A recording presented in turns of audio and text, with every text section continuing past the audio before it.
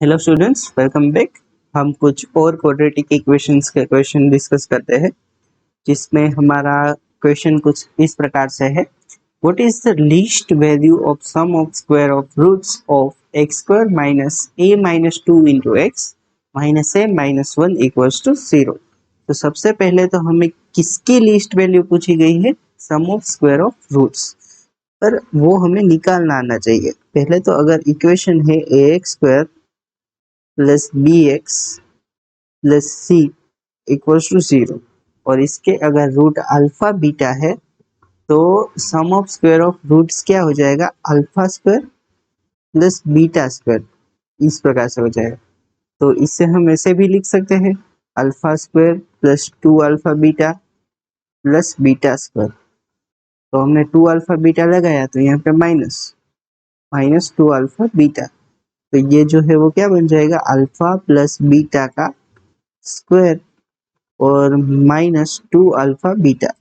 तो ये जो है वो क्या है? सम ऑफ रूट है। तो सम ऑफ रूट ने हमें क्या मिला था? माइनस बी बाई ए, तो माइनस बी बाई ए का स्क्वायर, और ये है प्रोडक्ट ऑफ रूट, और प्रोडक्ट ऑफ रूट हमें क्या मिलता है? सी बाई ए, तो टू सी बाई ए। तो ये क्या हो जाएगा? B square upon a square minus to C upon ए। अगर इसमें भी ए स्क्वायर बनाए तो ए स्क्वायर, और यहाँ पे ऊपर ए, तो ये हो जाएगा b square minus two a c divided by, यानी कि whole divided by a square. तो हमें इस प्रकार से sum of square of root मिलता है।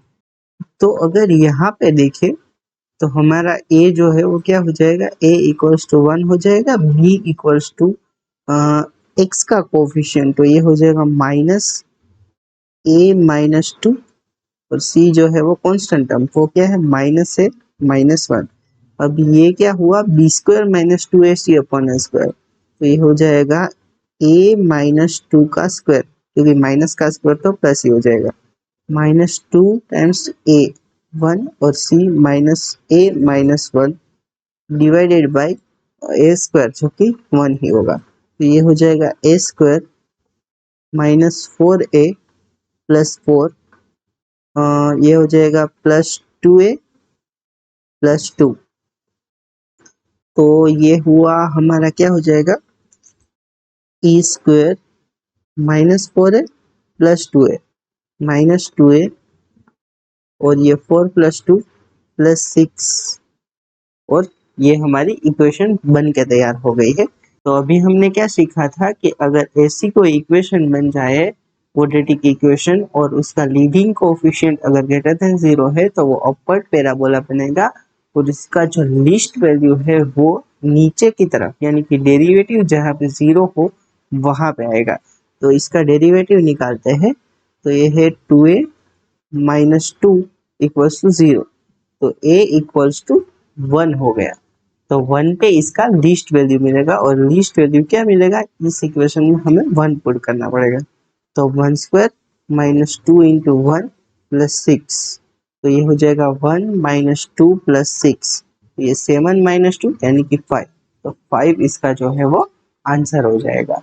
नेक्स्ट क्वेश्चन देखते हैं। Find quadratic equation a x square plus b x plus c equals to zero, a not equals to zero, a b c belongs to Q, one of the root is minus one plus two I.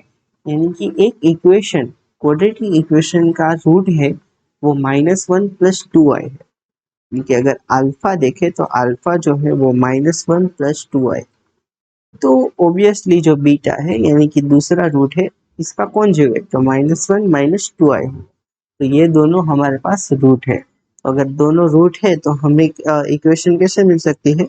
X square minus sum of root into x plus product of root equals to zero, इस प्रकार से equation मिल सकती है। तो यहाँ पे देखते हैं, x square minus sum of root, तो minus one plus two i और minus one minus two i, ये sum of root into x plus product of root, तो प्रोडक्ट ऑफ रूट क्या हो जाएगा? Minus one plus two i into minus one minus two i equals to zero. तो ये क्या बनता हुआ दिख रहा है, एक्स स्क्वायर माइनस ये -2 और ये दोनों तो कट गए, तो -2x प्लस ये देखो a plus b a minus b, तो a square minus b square, तो -1 का स्क्वायर -2 आयोटा का स्क्वायर इक्वल्स टू 0। तो ये बन गया हमारा एक्स स्क्वायर प्लस 2x, ये हो जाएगा 1